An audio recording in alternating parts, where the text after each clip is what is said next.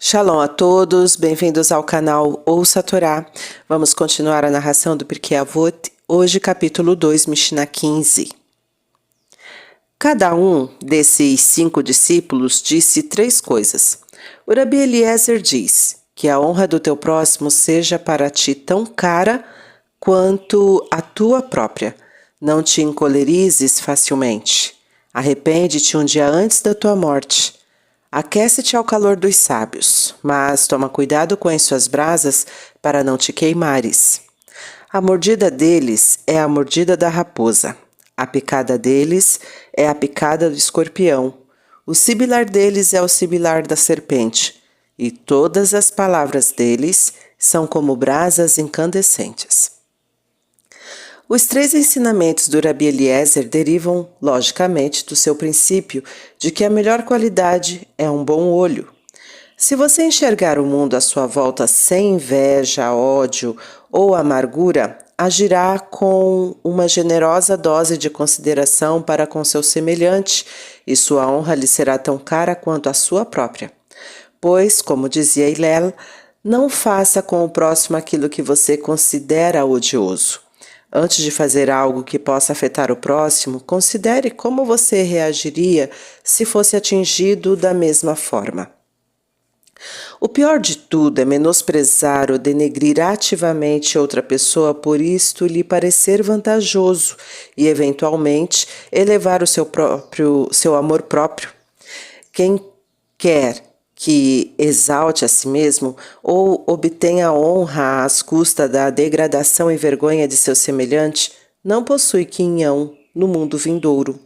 Para ter um bom olho, um olho amável e consideração pela honra e amor próprio dos outros, é importante que não te encolerizes facilmente.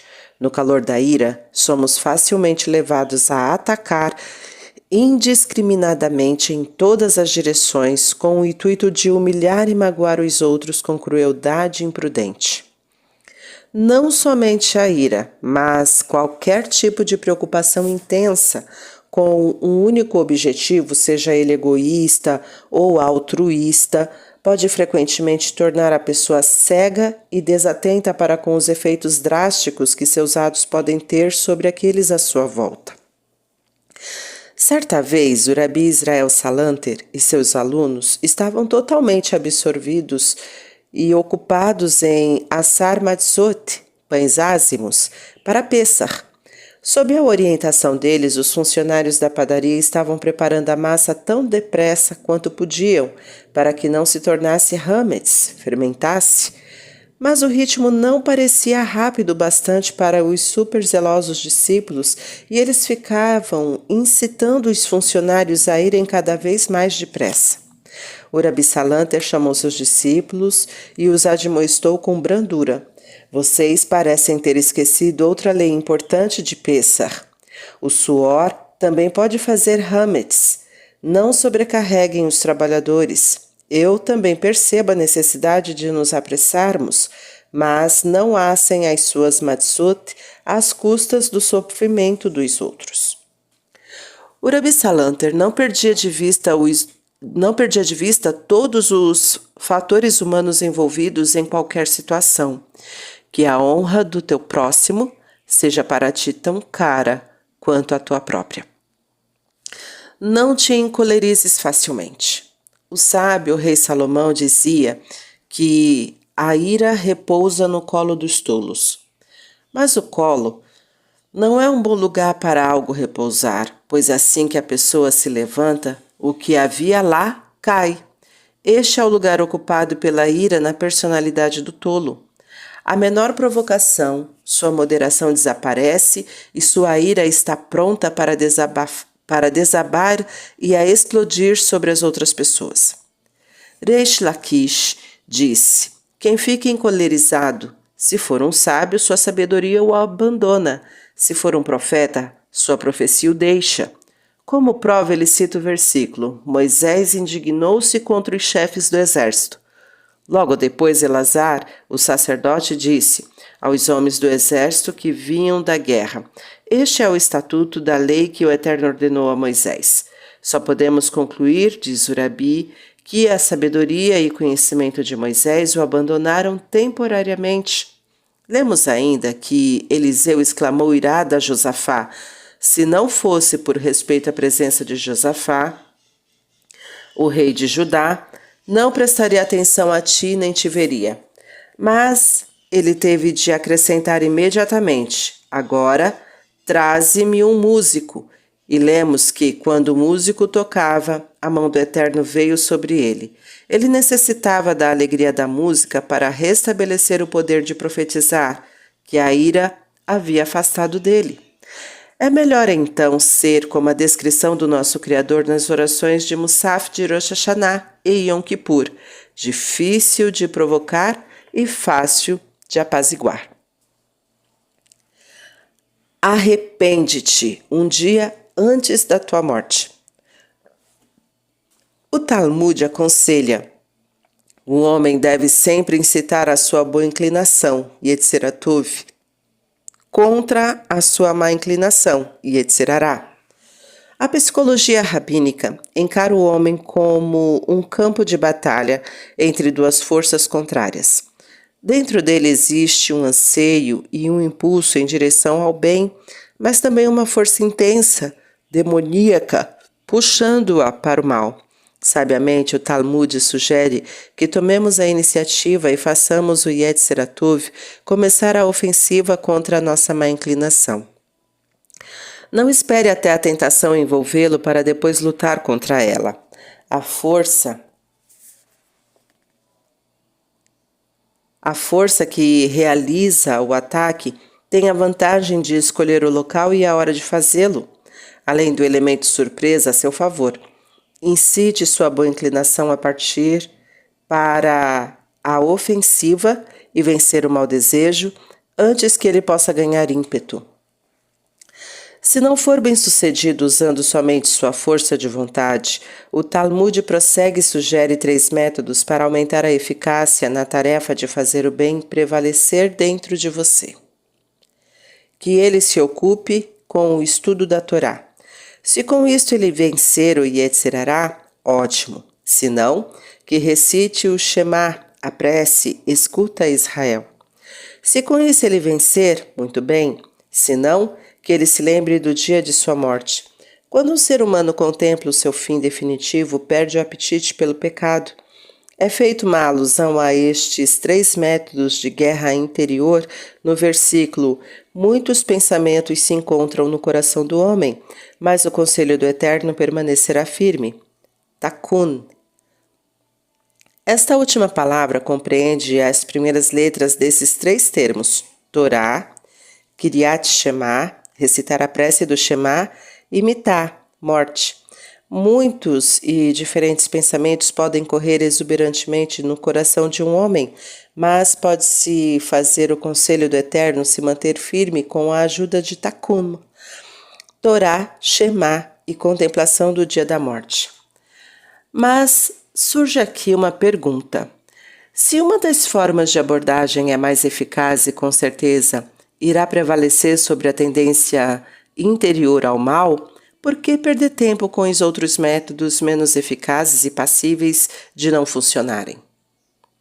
Se sabemos que a contemplação do dia da morte irá curar o homem de seu Yetzirará, então por que não recorremos a ela imediatamente em vez de ir atrás da Torá e do Shema?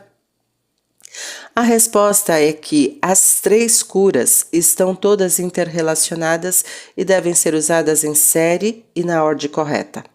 Se a pessoa voltar seus pensamentos diretamente para o momento inevitável da sua morte e deixar de prestar atenção na Torá ou no Shema, os resultados podem também ser nulos ou até mesmo o oposto de uma cura contra o mal interior.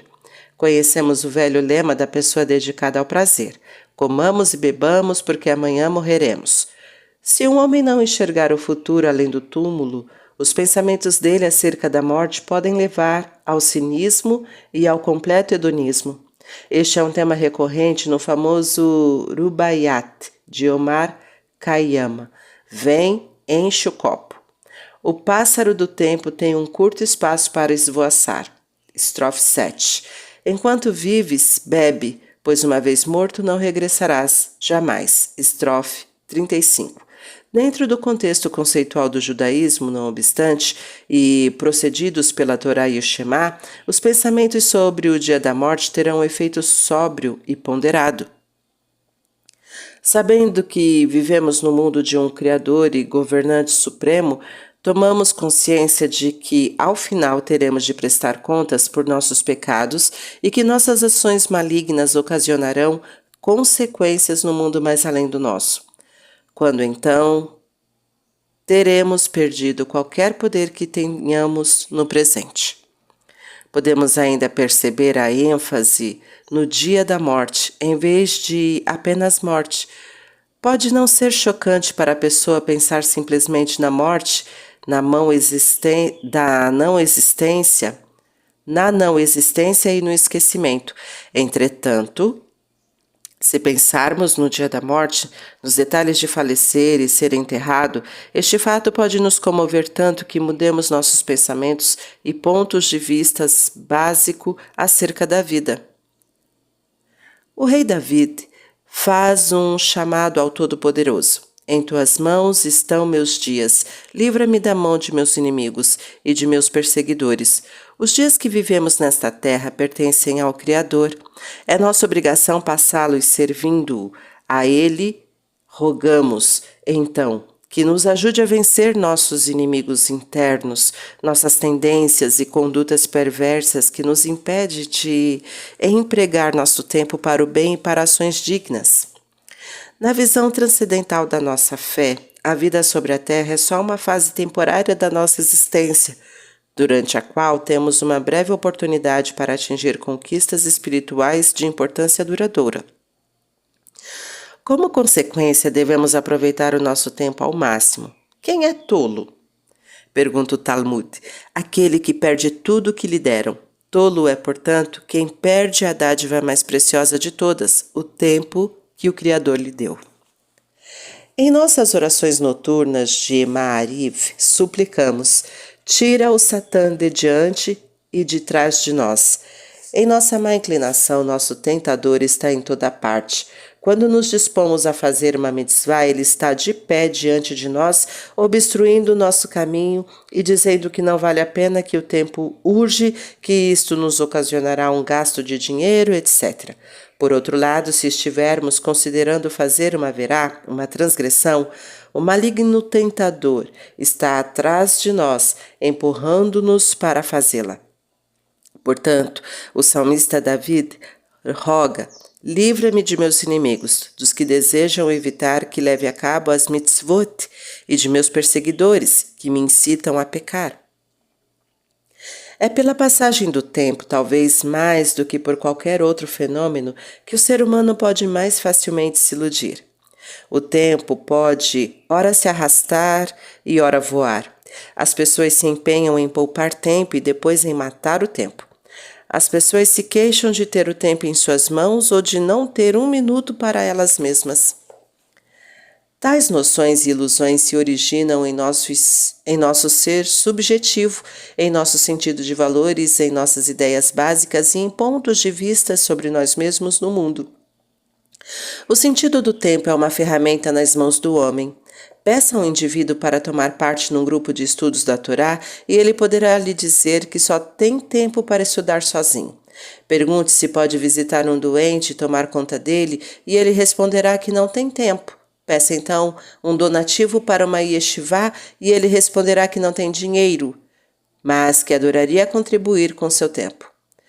Devemos valorizar o tempo. Usar cada momento para propósitos mais importantes na vida. As pessoas que matam o tempo estão, na realidade, se suicidando aos poucos. Nosso tempo, na verdade, não nos pertence. Não podemos evitar que ele transcorra, nem adquirir mais quando a nossa cota acabou. Não podemos sequer dizer que alguém saiba exatamente de quanto tempo dispõe. Quem sabe? Hoje pode ser o último dia. O que faria um homem se soubesse que hoje é o último dia de sua vida? Provavelmente chamaria os amigos para fazer as pazes e se desculpar por qualquer dano que possa ter causado a eles. poria seus assuntos em ordem, arrepender-se-ia de todos os pecados e iniquidades de seu passado. O Talmud relata que quando Rabi Eliezer recomendou a seus alunos arrepende-te um dia antes da tua morte, eles perguntaram: o homem sabe, por acaso, o dia em que vai morrer? Ele respondeu: com mais razão ainda ele deve se arrepender hoje, já que talvez morra amanhã. Como resultado disso, todos os dias ele estará no estado de graça de um penitente. Também Salomão disse com sua habitual sabedoria: sejam tuas roupas sempre brancas e não falte unguento à tua cabeça. Aparentemente, seu mestre Uraban Yohanan ben Zakkai conhecia este ensinamento, pois o Talmud continua com uma parábola dele. Certo rei convidou seus servidores a um banquete, mas não lhes disse a hora exata em que aconteceria. Os mais sábios se vestiram bem e esperaram a entrada do palácio real, pois disseram: falta algo para o rei poder fazer o banquete? Ele certamente poderá começar a qualquer momento, estejamos preparados. Os tolos, contudo, continuaram sua rotina de trabalho dizendo: pode haver um banquete sem exaustivos preparativos? Certamente nada está pronto ainda e temos tempo de sobra. De repente, o rei convidou seus servidores para entrar. Os sábios e bem vestidos entraram primeiro, vestidos para a ocasião, e assim se apresentaram ao rei, enquanto os tolos apareceram sujos e desalinhados. E assim o rei ficou contente em saudar seus serventes sábios, mas ficou irritado com os tolos e disse: que aqueles apropriadamente vestidos e preparados para o banquete se sentem, comam e bebam. Aqueles que não se aprontaram, que fiquem de pé e assistam. Uma pergunta ainda permanece: se o Rabi Eliezer quer que nos arrependamos logo, sem demora, por que enfatiza um dia antes da sua morte? Por que não no dia da sua morte? É que talvez seja tarde demais quando a pessoa estiver no leito de um hospital ligada a um balão de oxigênio. Arrependa-se no dia anterior, quando goza de saúde e de todas as suas faculdades. O Midrash ordena severamente e solenemente: arrependa-te enquanto tem forças, põe azeite enquanto a chama ainda arde, antes que se extinga, pois uma vez apagada, o óleo de nada serve. Pode haver um momento em que você não tenha mais forças para se arrepender. Faça-o agora. Pode vir um momento em que aquilo que você deseja corrigir não exista mais. Acrescente óleo antes de a lamparina apagar. Não espere até que a pessoa morra e depois lamente o que poderia ter feito por ela. Nem deixe uma yeshivá fechar por falta de verba, mas conceda-lhe seu apoio e colabore enquanto a chama do estudo está acesa. As pessoas dizem a respeito da vida no mais além, que você não pode levá-la consigo e, naturalmente, elas têm razão. Contudo, existe uma alternativa. Você pode enviá-las antes de partir para lá. Enquanto estamos aqui e temos nossa força em nossas faculdades, podemos nos arrepender e reunir boas ações ao nosso crédito. Um sábio poeta hebreu escreveu certa vez: o homem se preocupa com o dinheiro dissipado e não com seu tempo perdido dia após dia. Ele irá descobrir que o dinheiro não ajuda e que seus dias não voltarão. Aquece-te ao fogo dos sábios. Assim como a natureza do fogo é tal que, se um homem chega perto demais, ele se queima, e se ele se afastar demais sente frio, assim, por analogia, um homem só pode se aquecer ao fogo dos sábios. Assim, diz o Midrash, por vivermos num mundo frio, hostil e desatinado, precisamos do calor vivificante da Torá, que os nossos sábios ensinam. Mas, para se aquecer ao fogo é preciso manter uma certa distância e deixar que o calor dele o atinja por irradiação. Se no arroubo de entusiasmo você for atingido por uma brasa ardente, os resultados podem ser desafortunados. A metáfora é uma alusão clara à importância de manter-se a uma distância adequada de respeito em nossa atitude para com os sábios. Nossos rabinos da Mishnah e do Talmud ensinam os caminhos do bem e do mal. O que fazer e o que não é a tarefa de nos posicionarmos a uma distância prudente para receber a influência benfeitora de sua luz e de seu calor.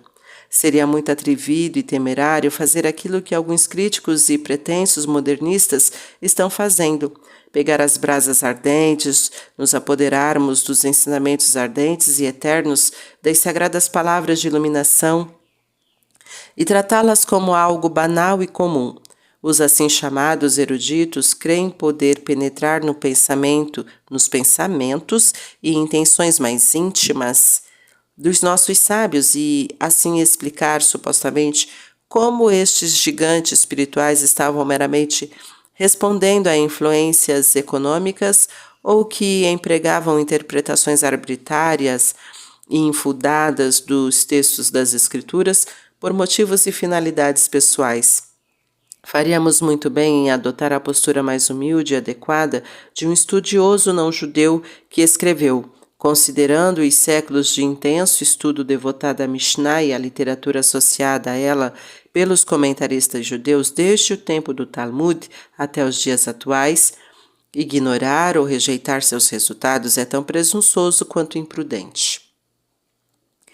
Qualquer tentativa de abordar as fontes da sabedoria rabínica a partir do interior para fazer gratuitamente suposições infundadas e arbitrárias acerca de suas intenções, motivações, necessidades históricas e circunstâncias pessoais e extrapolar daí conclusões para a nossa vida diária é aparecer com uma distorção, uma rajada de calor em vez de algo morno e homogêneo, transformando visão em alucinação. Se os sábios antigos eram anjos, diz o Talmud, então somos homens, mas se eles eram homens, então somos burros. E nem sequer burros inteligentes, ele acrescenta. Se sabemos reverenciar o suficiente os nossos sábios dos primórdios como professores angelicais, divinos, apreciaremos suas palavras e nos empenharemos em viver de acordo com seus princípios. Como resultado, seremos homens dotados de dignidade humana e levaremos uma vida valiosa. Mas, se assumirmos que nossos grandes sábios eram pessoas comuns, sujeitas a caprichos e extravagâncias, e, portanto, não estamos obrigados a prestar atenção e reverenciar seus ensinamentos como nosso guia celestial, logo estaremos reduzidos a burros, comendo e bebendo, trabalhando e zurrando, desprovidos da graça divina para enaltecer e iluminar a nossa vida. Quando um animal morde, seus caninos rasgam pedaços de carne. A serpente, antes de atacar, emite um sibilo de advertência. Quando o escorpião pica, você sente seu ferrão. Às vezes, porém, no calor do alvoroço, você pode não sentir o ataque do animal e pode não perceber que foi picado, até que o veneno comece a agir em seu corpo. Estes são os tipos de perigos que existem quando alguém viola as disposições dos nossos sábios. Se a pessoa conscientemente comete um ato vil, a mera consciência da culpa, sua angústia e remorso podem ser tão dolorosos quanto levar uma mordida que arranca a carne. Se a pessoa comete um erro quando está tomada por paixões incontroláveis, pode sentir apenas um leve remorso como uma ferroada suave ou um sussurro de sua consciência. Porém, se a pessoa não comete estes erros e apenas decide em seu pensamento dar um pontapé nas palavras dos sábios e se recusa a respeitá-los, então, sem que ele perceba, um veneno mortal estará fazendo seu trabalho lento, mas de efeito letal. Assim, o Rabi Eliezer adverte: cuidado com estas formas distintas de violar a lei rabínica. Lemos em Eclesiastes: aquele que romper a cerca será mordido pela serpente. Este versículo se aplica bem àqueles que derrubam a cerca que nossos sábios ergueram em volta da Torá. Suas palavras e disposições são nossa proteção contra a transgressão. Quem derruba a cerca expõe-se à mordida e ao veneno das serpentes do mal. Suas palavras são como brasas incandescentes. Muitas vezes um fogo pode parecer extinto, mas ao examinar mais de perto você percebe, surpreso, que os carvões ainda estão quentes e as brasas ainda podem arder em chamas.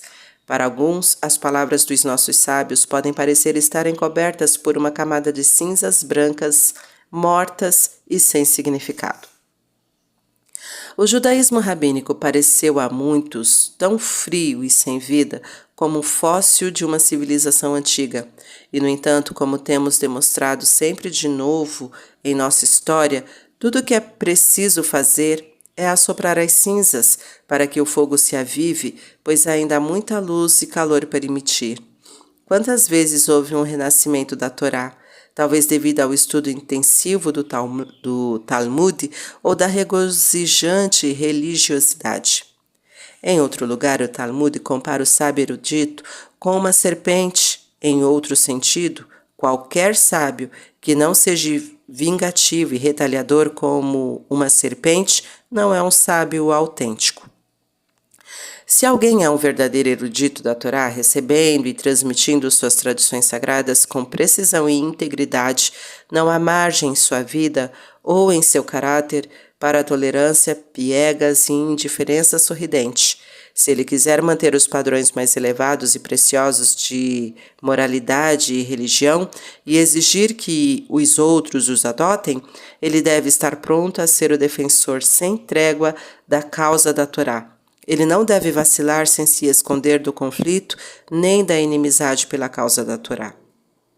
Mas tenha em mente que a serpente não obtém qualquer ganho direto nem prazer por descarregar seu veneno. A natureza lhe deu seu poder e ela o usa por instinto de autodefesa. Embora pareça traiçoeira por envenenar outras criaturas, ela não é. Apenas desempenha uma função natural.